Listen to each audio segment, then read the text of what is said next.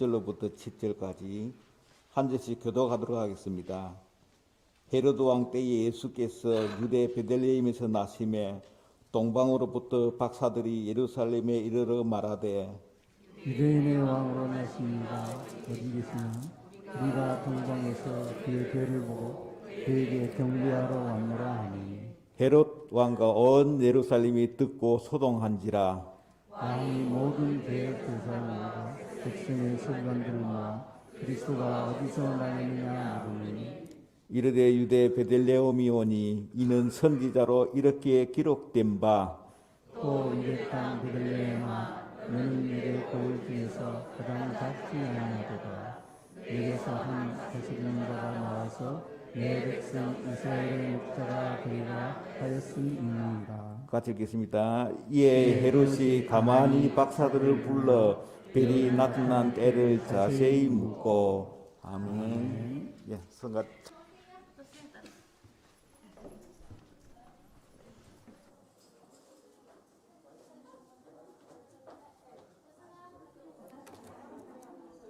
감사합니다. 우리 수고하신 찬양대와 어린이들 감사의 박수 하겠습니다.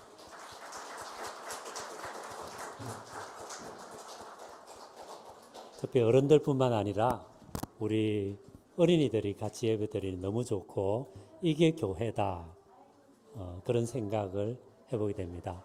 이런 성탄절인데요. 하나님의 크신 은혜가 아기 예수님 보내주신 하나님의 그 놀라운 은혜가 우리 모두에게 있으시기를 바랍니다. 우리 인사를 좀 하면 좋겠어요. 다 같이 오늘은 일어나셔서 좀 주변에 있는 분들 좀 다니시면서 악수하시고 메리 크리스마스 성탄을 축하합니다. 인사 나누겠습니다.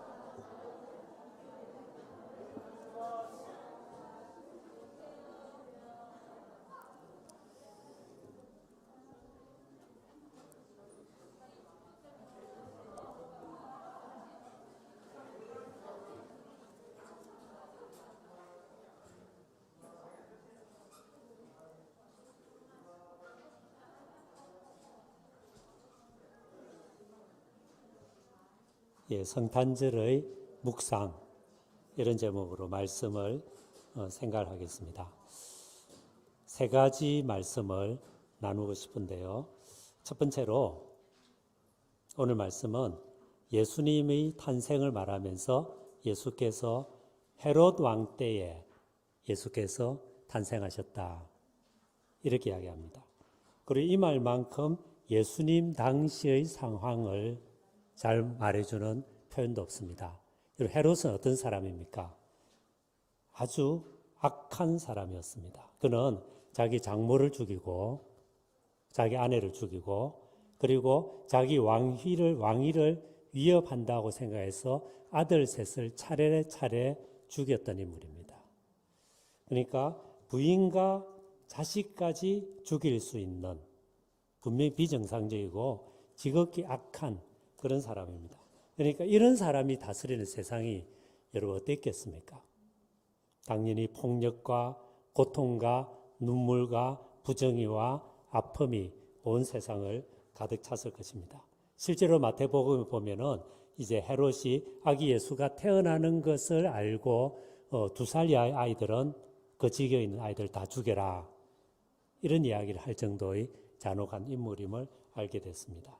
근데 이런 어떤 악한 임금, 악한 왕, 악한 통치자, 악한 세상 가운데서 예수님이 이스라엘 왕으로 태어나십니다.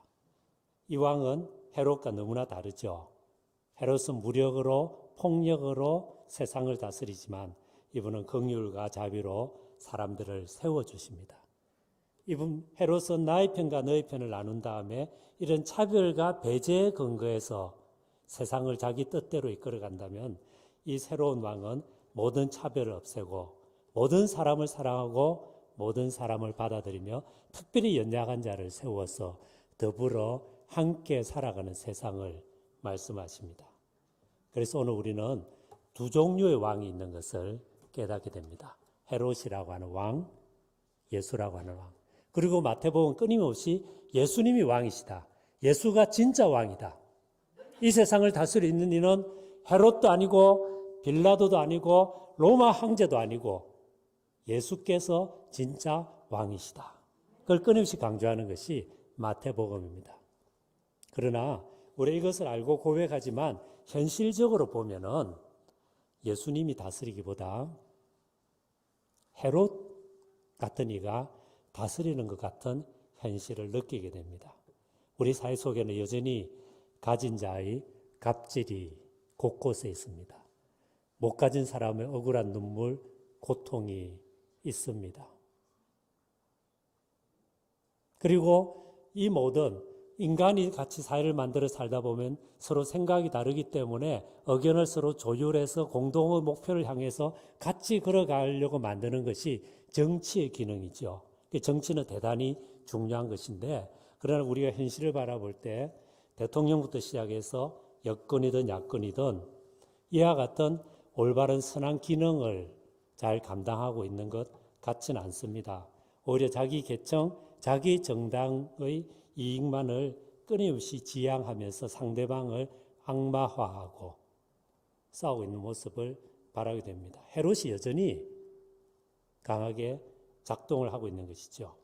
그 가운데 경제 상황이 쉽지 않습니다. 내년은 더욱더 어려울 것이라는 이야기를 곳곳에서 합니다. 이미 많은 한계 기업들이 부도나기만을 기다리고 있다. 그런 이야기를 듣기도 합니다. 젊은 친구들이 희망을 잃고 이생망, 이번 생은 망했다. 그런 이야기를 하고 있는 그런 현실이 오늘 우리의 삶입니다. 가난한 사람들이 버티기가 갈수록 쉽지 않은 것이죠. 그래서 헤롯이 지배하고 있는 것 같고 헤롯 외에 다른 왕은 없는 것 같은 그것이 때로 우리 삶의 현실입니다. 그러나 오늘 성경은 우리에게 말씀합니다. 다른 왕이 있다는 것이죠. 다른 왕이 있다는 것입니다. 그리고 다른 왕이 오셨다는 겁니다. 그리고 이 왕이 진짜 왕이라는 것입니다. 이 사실을 믿는 것이 신앙입니다. 이 사실을 고백하는 것이 교회입니다. 이 사실을 고백하고 예수를 따라가는 것이 예수 그리스도의 제자입니다. 그리고 할 수 있는 한 이 참된 왕의 뒤를 따라서 믿음과 소망과 사랑으로 걸어가고자 노력하는 것. 그리스도인의 삶의 모습입니다. 열애전에 세상을 떠났던 탁월한 영성작가 헨리 나웬이 이런 예수님을 묵상하는 가운데 이렇게 말을 합니다. 돌덩어리로 떡만들기를 거부하느니 높은 데서 뛰어내리기를 거부하느니 세상 권세를 마다하는 이분을 바라보십시오. 가난한 자, 온유한 자, 애통하는 자, 의에 줄이고 목마른 자가 복이 있다고 말씀하시는 분, 긍휼히 여기는 자, 화평하게 하는 사람, 을을 위하여 핍박을 받는 자가 하나님의 아들, 딸이라고 말씀하시는 분을 바라보십시오. 가난한 자와 더불어 가난하고 약한 자와 더불어 약하고 쫓겨나는 자와 더불어 쫓겨나는 이를 바라보십시오. 그렇게 하여 사람을 살려내는 이를 바라보십시오. 이분이 바로 세상의 왕이고 이분이 세상의 평화입니다. 그렇게 표현했습니다. 여러분, 성탄절을 왜 우리가 기뻐할까요? 왜 우리가 성탄절을 축하할까요? 성탄절이 와서 하루 삶의 모든 고통을, 어려움을 다 이겨내고 흥겹게 즐겁게 친구들 만나고 즐거운 시간을 가지고 좋은 일이지만 그러나 아무리 행복하고 즐거운 시간을 가지더라도 그 시간은 결국 사라집니다. 성탄절의 예쁜 꽃불은 사라질 것입니다. 예쁜 추리 색깔 다 바뀔 것입니다. 결국 다시 우리는 일상으로 돌아가야 될 것입니다. 여전히 힘들고 어려운 삶의 현실은 여전히 있는 가운데 이 가운데 잠시 며칠, 하루 이틀 여흥의 시간을 가진다고 해서 그것은 우리 삶에 근본적인 변화를 가져오지 않습니다. 성탄절은 다른 것을 말합니다. 여전히 헤롯이 지배하고 있는 같은 세상이지만 그럼에도 불구하고 참다운 왕은 따로 있다. 참다운 왕이 오셨다. 사랑의 주님, 생명의 주님, 긍휼의 주님, 자기 한 몸을 거룩한 사랑으로 우리 모두를 위해서 희생하여 마침내 우리 모두를 살게 하시고 새로운 세상을 만들어 가게 하시는 바로 이분이 진짜 왕이다. 그것을 고백하는 것이 성탄입니다.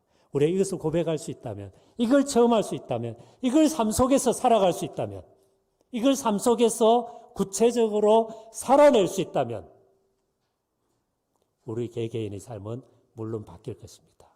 우리 가정 새롭게 될 것입니다. 이 사회 속에 궁극적인 희망을 심을 수 있을 것입니다. 여러분, 그것이 성탄절의 메시지예요.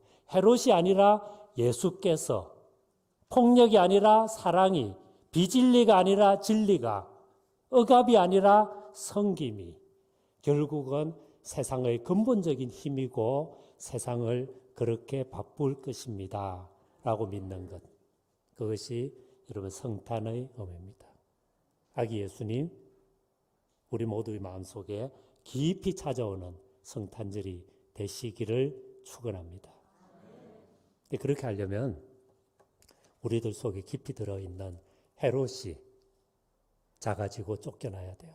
여전히 폭력을 좋아하고 지배를 좋아하고 자기 중심주의에 빠져 있고 자주 실망하고 절망하는 이것이 떠나갈 수 있어야 합니다. 두 번째로 이제 생각을 해볼 것은 동방 박사들입니다. 동방 박사들은 별의 인도를 따라 유대 땅 베들레헴까지 오고 아기 예수님께 예물을 바치고 아기 예수님께 경배하고 떠납니다. 그런데 이런 생각 들지 않아요? 당시 수없이 많은 사람들이 있었는데 의하여 동방 박사만이, 그리고 천사들의 인도를 받은 목자들만이 아기 예수께 와서 경배할 수 있을까요? 특별히 동방 박사들은 유대인이 아닙니다. 먼 동방에서 온 사람들입니다. 그런데 의하여 아기 예수님께 찾아와서 경배할 수 있었던가요? 왜 이들만이 수많은 사람들 중에 이렇게 찾아왔던가요?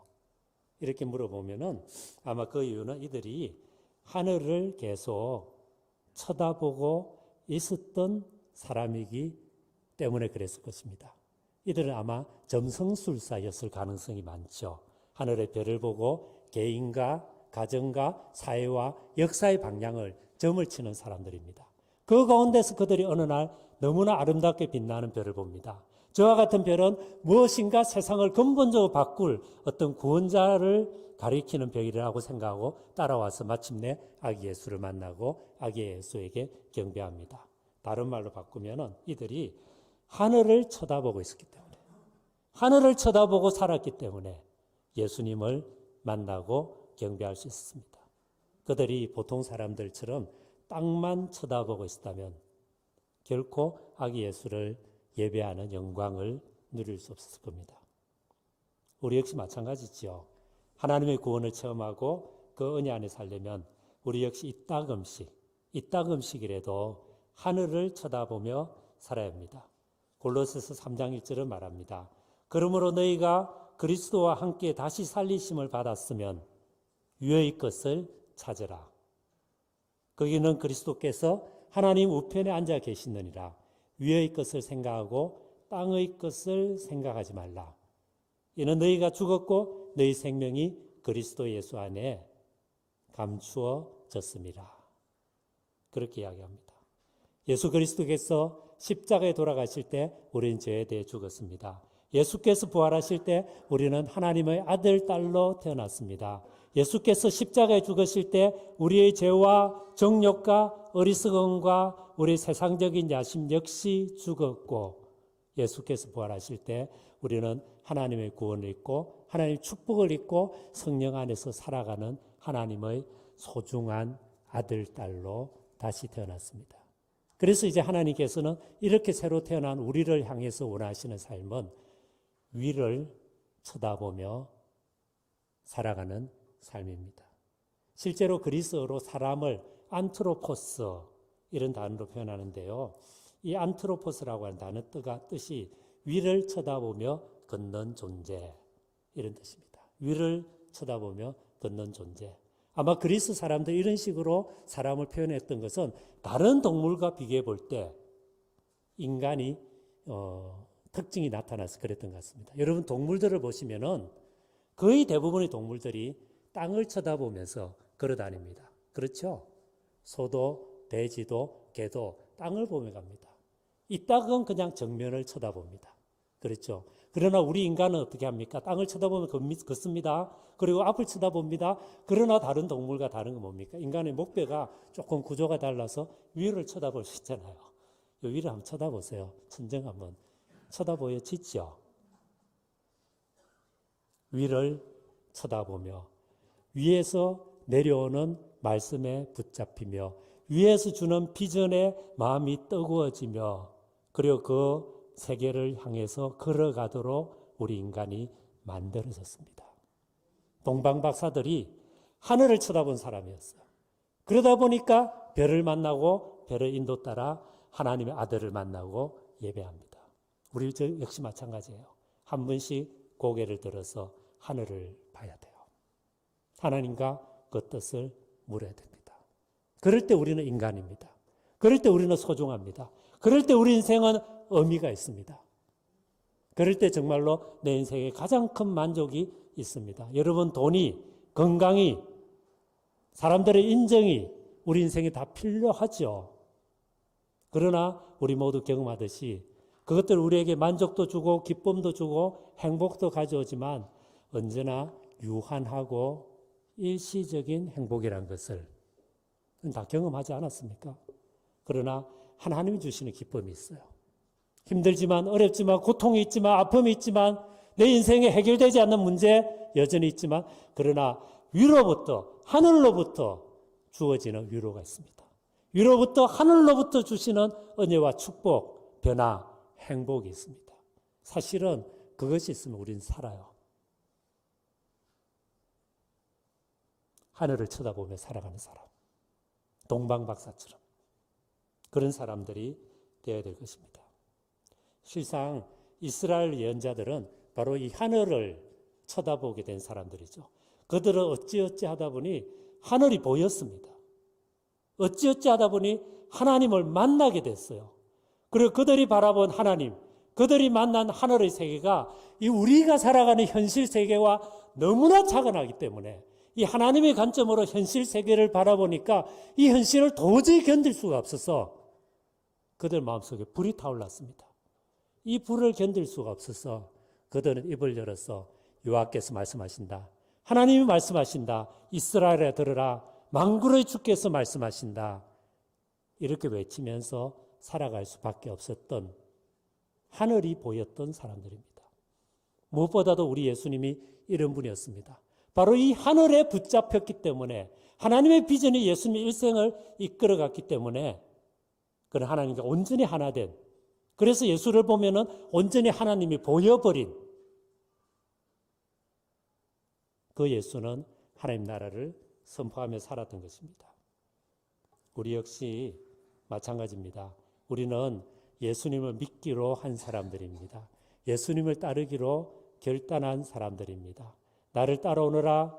내가 너희로 사람을 낚는 어부가 되게 해주마 라고 하는 부르심을 따라서 이 자리에 모여서 예배드리는 사람들입니다.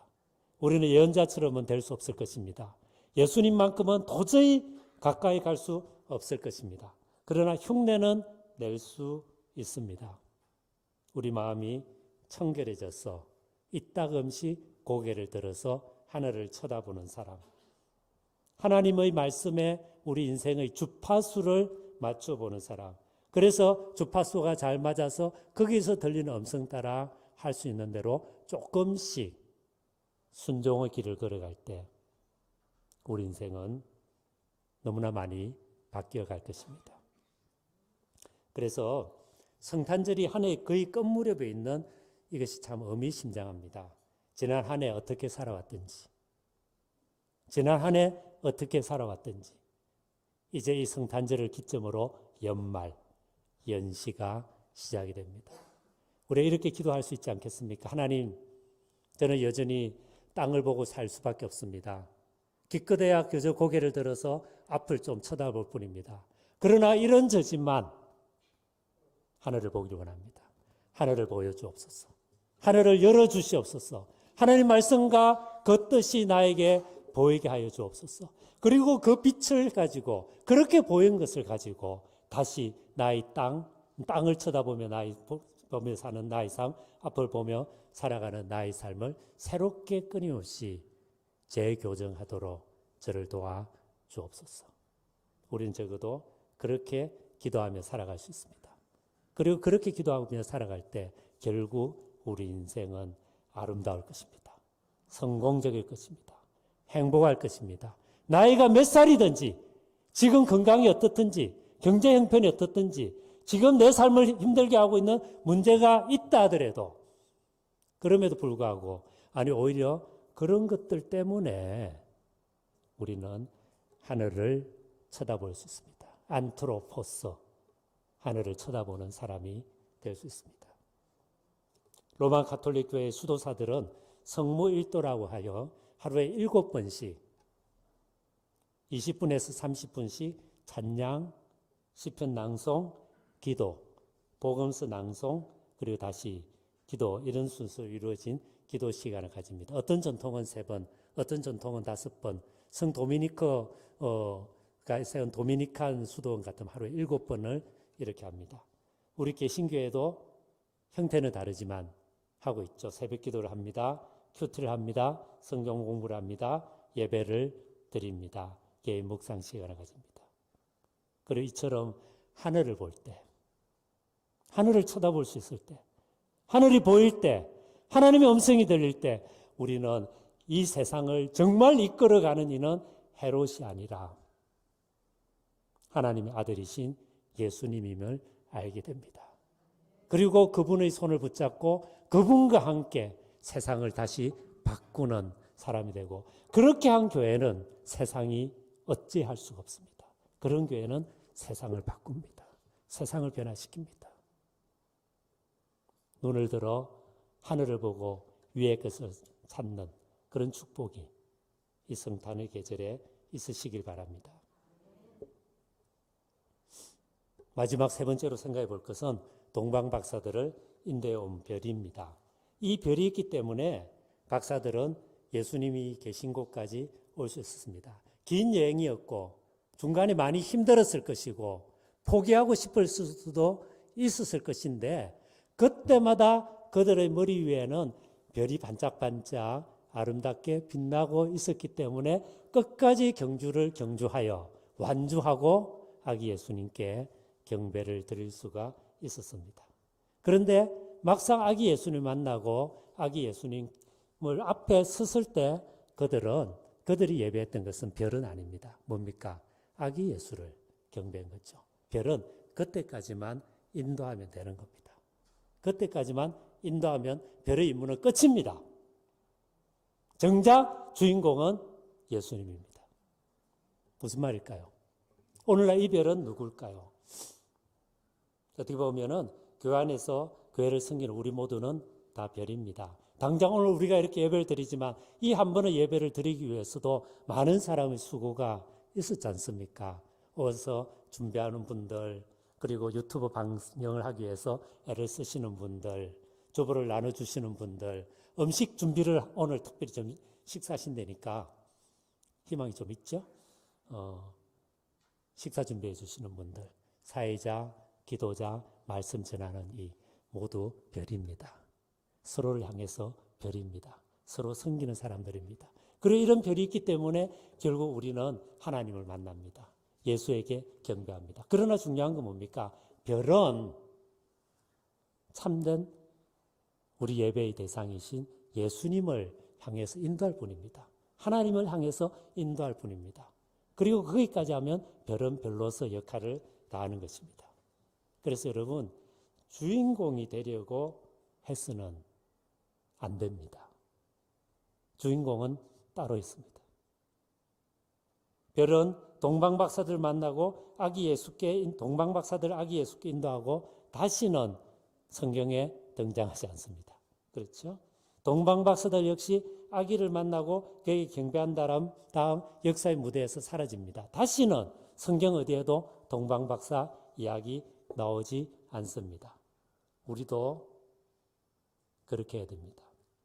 한 시대 맡은 사명 잘 마치고 떠나가면 됩니다. 이 점을 사도 바울은 고린도서 4장 5절에서 이렇게 이야기했습니다. 우리가 우리를 전파하는 것이 아니라 오직 그리스도 예수의 주 되심과 또한 예수를 위하여 우리가 너희 종된 것을 전파함이라. 바울은 자기를 부르신 분을 알았습니다. 예수를 알았습니다. 예수에게 자기 삶을 드렸습니다. 그러면서 그는 깨닫습니다. 자기 일생의 의미와 목적은 무엇인가? 예수의 주대심이 헤롯이 아니라 빌라도가 아니라 로마 황제가 아니라 당시 권력자가 아니라 로마 문화가 아니라 당시 정치 시스템이 아니라 이 세상에 있는 좋은 그 어떤 것들도 다 유한한 것이고 피조물이고 나름대로 의미도 있고 가치도 있지만 궁극적인 것은 아니고 정말 절대적이고 궁극적이고 삶을 드릴만 하고 그리고 그렇게 삶을 드렸을 때 모든 것을 바꿔내시는 분이 예수라는 것을 알았습니다. 그래서 그는 예수의 주되심을 전합니다. 동시에 그는 예수의 이 주되심을 전하기 위해서는 자기 자신이 다른 사람을 섬기는 종이 되어야만 됨을 알았습니다. 그래서 그는 예수의 주되심과 동시에 종의 삶을 연습합니다. 바울은 똑똑한 사람입니다. 당시 최고의 지성을 가진 사람입니다. 그리고 여러모로 많은 것을 갖춘 사람입니다. 정통 유대인입니다. 가문도 좋은 사람입니다. 율법에도 해박한 사람입니다.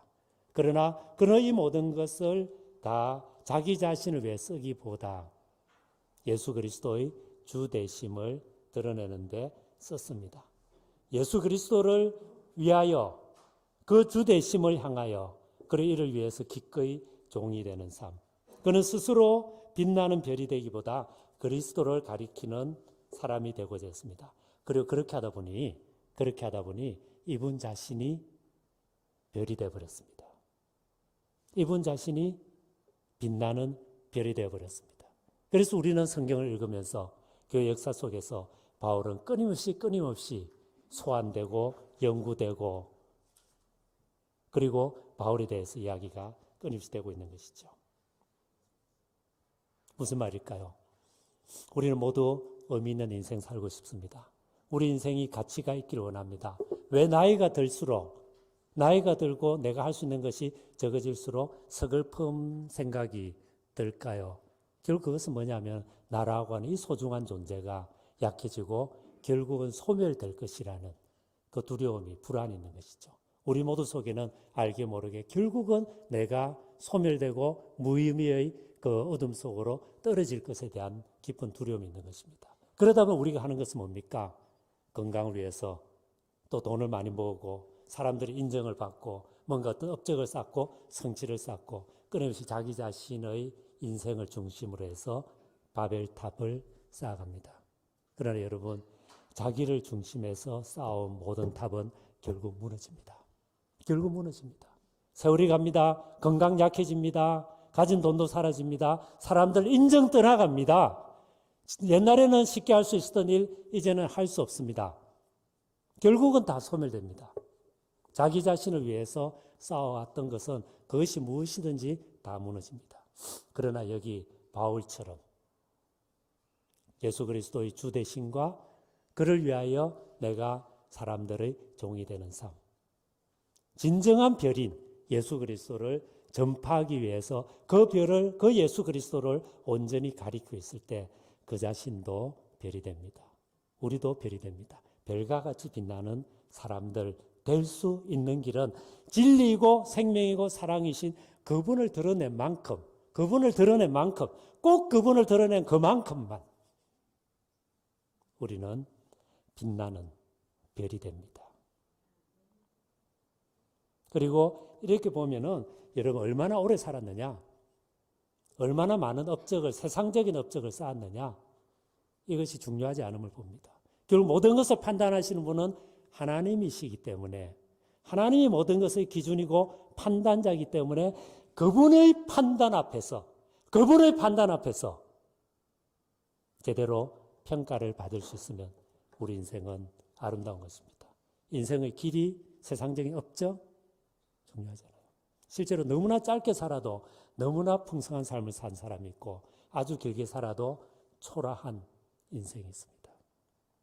하나의 이야기라고 말씀을 마치려 합니다. 우리나라를 찾아온 선교사들 분 중에 루비 캔드릭이라고 하는 여자 선교사가 있습니다. 아마 이분 이야기 들어본 분도 계실 것 같아요. 이분이 24살이라고 하는 이 젊은 나이에 선교사로 한국 땅을 밟습니다. 그리고 이제 어린아이들을 가르치고 한국말을 배우고 그러면서 선교사로서의 사역을 본격 시작해서 불과 9개월 만에 급성맹장염에 걸립니다. 그리고 병세는 악화되어서 며칠 만에 세상을 떠납니다. 9개월밖에 선교사로의 사역을 못했어요. 그런데 그녀는 지금 한국 교회사 속에, 한국 선교사 속에 별과 같이 빛나고 있습니다. 그녀는 진정 한국을 사랑했고 한국을 위해서 자기 생명을 드리고 보냈습니다. 선교 사역 도중에 자기 부모에게 이런 편지를 썼는데 한번 들어보시기 바랍니다. 아버지 어머니, 이곳 조선 땅에 오기 전 제가 집들에 심었던 꽃들이 활짝 피었다는 소식을 들었습니다. 그 소식을 듣고선 하루 종일 집 생각만 했습니다. 이곳 조선은 참으로 아름다운 곳입니다. 모두들 하나님을 닮은 사람들 같습니다. 선한 마음과 복음에 대한 열정으로 보아 아마 몇십 년이 지나면 이곳은 예수님의 사랑이 넘치는 곳이 될 것 같습니다. 예수님의 복음을 듣기 위해 20km를 맨발로 걸어오는 어린아이들을 보았을 때 그들 안에 있는 하나님 사랑으로 제가 오히려 위로를 받습니다. 그러나 한편으로는 탄압이 점점 심해지고 있습니다. 그저께는 예수님을 영접한 지 일주일도 안 된 서너 명이 감옥에 갇혔고 그 중에 어떤 이는 순교할지도 모르겠습니다. 그러면 글을 쓴 다음에 이렇게 이야기합니다. 오늘 밤은 유난히도 고향으로 돌아가고 싶습니다. 외국인을 죽이고 기독교를 증오한다는 소문 때문에 부두에서 저를 끝까지 말리셨던 어머니 얼굴이 자꾸 제 눈앞에 어른거립니다. 어머니 아버지, 어쩌면 이 편지가 마지막일 수도 있습니다. 제가 이곳에 오기 전 뒷뜰에 심었던 하나의 씨앗이 이제 내년이면 더 많은 꽃으로 활짝 피겠지요. 그리고 또 다른 씨앗을 만들어내겠지요. 저는 이곳에서 작은 씨앗이 되기로 결심했습니다. 제가 씨앗이 되어 이 땅에 묻히고 하나님이 때가 이르면 조선 땅에는 많은 꽃들이 피고 그들도 여러 나라에서 또한 씨앗이 될 것입니다. 저는 이 땅에 저의 심장을 묻겠습니다. 저는 이것이 조선을 향한 저의 열정이 아니라 조선을 향한 하나님의 열정이라는 것을 알게 되었습니다.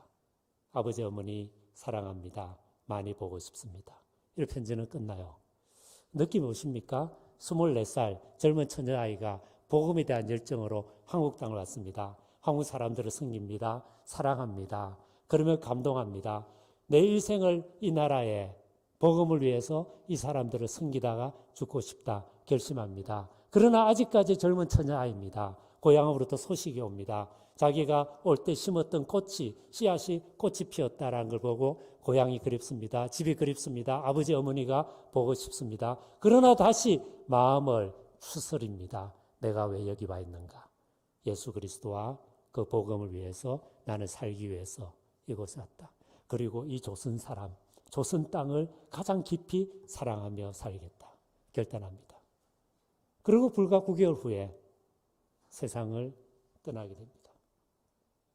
그녀는 병이 든 다음에 죽기 전에 자기를 파송했던 텍사스 그가 속했던 교회 청년에 이런 편지를 썼습니다. 만일 내가 죽으면 텍사스 청년 회원들에게 10명씩, 20명씩, 50명씩 아침 저녁으로 조선으로 나오라고 전해주시오. 그리고 편지 말미에 이렇게 썼습니다. 저에게 만일 줄 수 있는 1000개의 삶이 있다면 저는 그 모두를 조선 사람들에게 주고 싶어요. 나에게 1000개의 생명이 있다면 그 모두를 내가 사랑하는 조선과 조선 사람들에게 드리고 싶습니다. 그렇게 이야기합니다.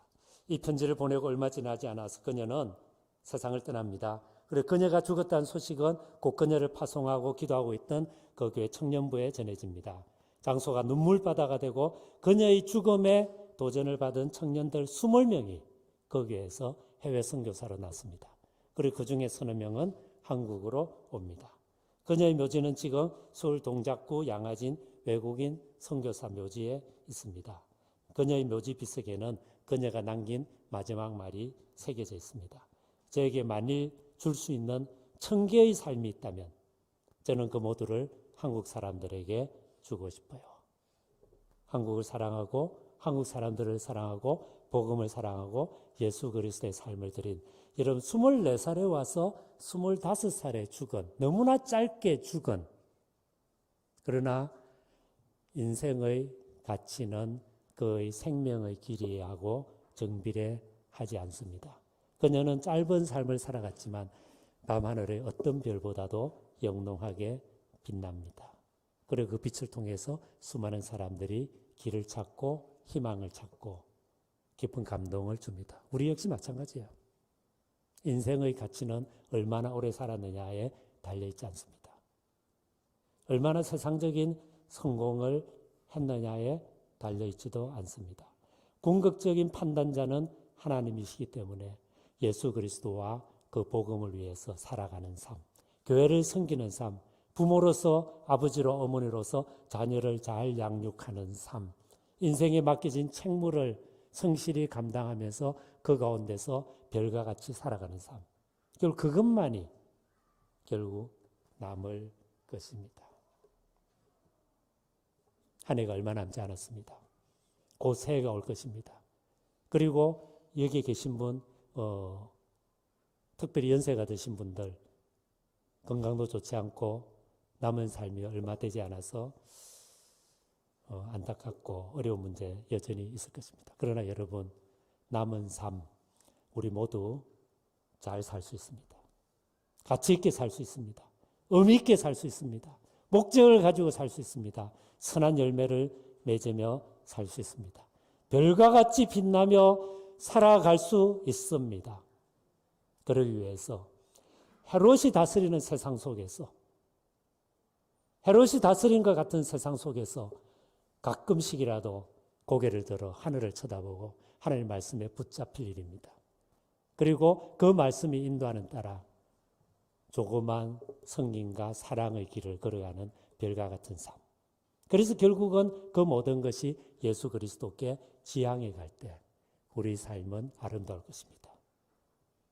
성북동 비둘기라고 하는 시로 유명했던 김광섭 시인이라는 분이 있습니다.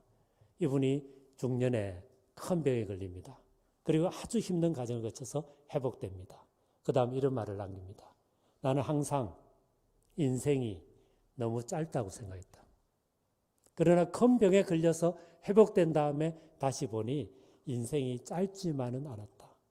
인생은 선한 일, 아름다운 일, 생명을 살리는 일을 위해서는 인생의 시간은 충분하다는 것을 나는 알았다. 그는 그런 말을 남깁니다.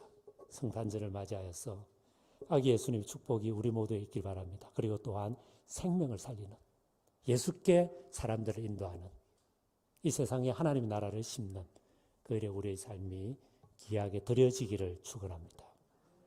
같이 기도하겠습니다. 우리 각자가 자기에게 들릴 정도로 기도하십시다.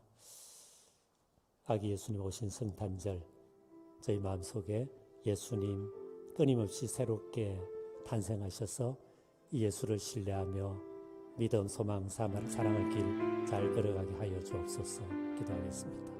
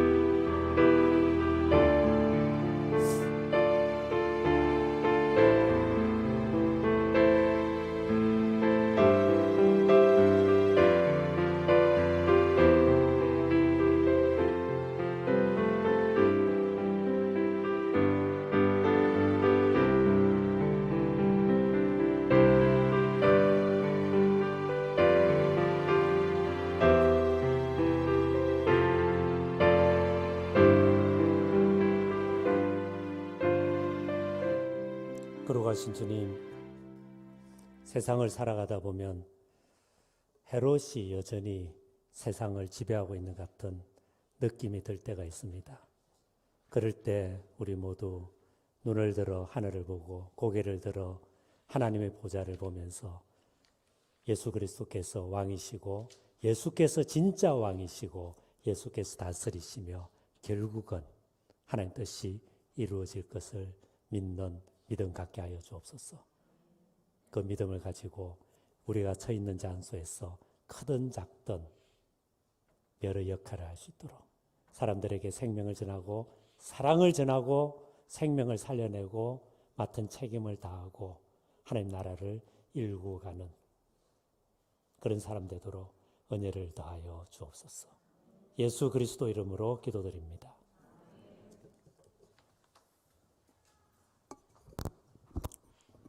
기도하겠습니다. 거룩하신 주님, 예배의 순서를 따라 주님 앞에 귀한 예물 올려드립니다. 성삼일체 하나님께서 손얹어 축복하여서 오병이어처럼 수많은 사람들에게 생명과 기쁨을 나누는데 예물이 쓰일 수 있도록 그의 분별과 믿음을 더하여 주시옵소서. 성도님들을 위하여 축복하며 기도합니다. 몸이 아픈 분들 강건하게 하여 주시고 마음이 아픈 분들, 관계 속에 힘든 분들, 평화의 왕, 생명의 왕, 치유와 회복의 성령께서 임하셔서 우리 모두의 삶을 온전히 새롭게 하여 주시옵소서. 또 교회가 어려운 가운데서도 지난 1년 동안 이곳저곳에서 겉으로 드러나게 혹은 숨어서 수고하신 모든 분들 축복하여 주시되 특별히 무거운 짐을 지고 애를 쓰셨던 장로님들 힘을 더하시고 붙잡아 주셔서 그 모든 수고를 보시고 축복하시고 선하게 또 대우하여 주시기를 원합니다. 이제 연말을 향해 갑니다. 그리고 새로운 한 해를 기대합니다. 하나님 안에서 믿음을 가지고 우리 모두 살아갈 수 있도록 은혜를 다하여 주옵소서. 지금은 우리 주 예수 그리스도의 은혜와 하나님 아버지의 사랑하심과 성령의 날마다 새롭게 하심이 아기 예수 탄생 기뻐하고 감사하며 하늘을 쳐다보며 하나님 말씀에 붙잡히고 그 힘으로 이웃을 위해서 교회를 위해서 복음을 위해서 이 세상을 향해서 별과 같이 빛나는 삶을 살아가기를 원하는 귀한 성도님들과 가정과 생업과 자녀들 위해 지금부터 영원토록 함께 하시기를 간절히 축원하옵나이다. 아멘.